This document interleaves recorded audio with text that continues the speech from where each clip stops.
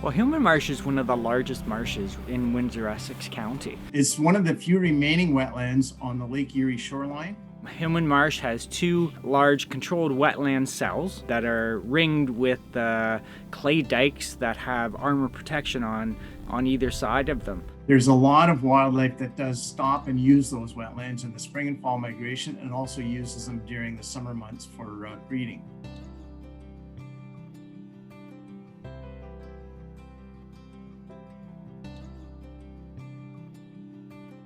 And as a result, the waves from Lake Erie come straight in through the marsh and actually end up hitting our dikes.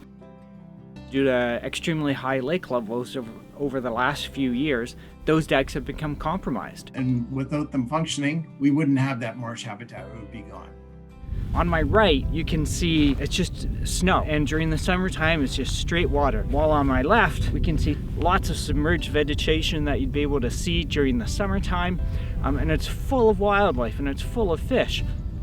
This project couldn't have come along at a better time because we could see our dikes getting smaller and smaller and smaller, and the site was going to be compromised. So it was very fortuitous that we had the funding from the province of Ontario in place at the same time that Hillman needed a lot of help. So we're repairing those dikes with the type of materials that will withstand future high water levels. We've been around for a long time with IRCA, working on Hillman to keep Hillman in a tip-top form.